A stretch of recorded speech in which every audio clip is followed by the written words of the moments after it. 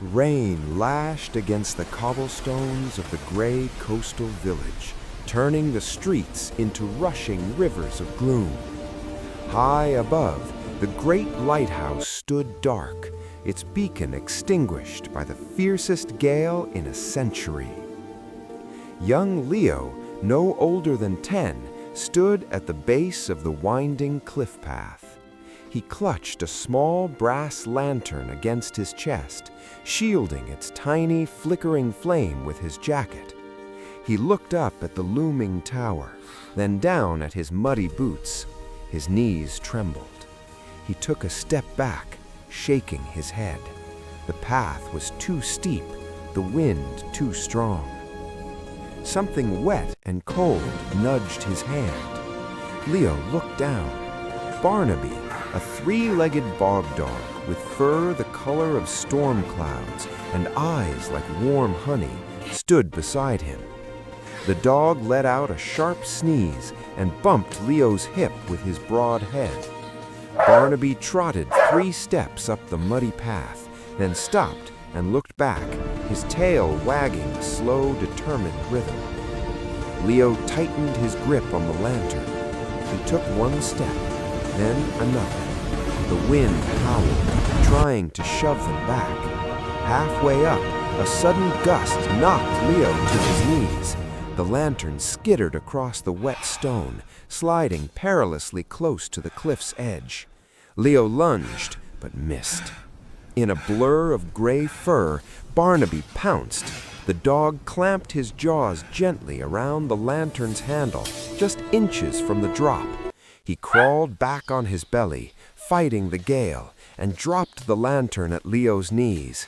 The flame inside wavered, but held. Barnaby didn't wait for a pat. He stood on his 3 good legs, barked silently into the wind, and turned back to the ascent. Leo wiped mud from his eyes. He picked up the light. He didn't look down at the drop. He only looked at the dog's bushy tail leading the way. They reached the heavy iron door of the lighthouse. Leo shoved with his shoulder, but it wouldn't budge. He slumped against the wood, defeated.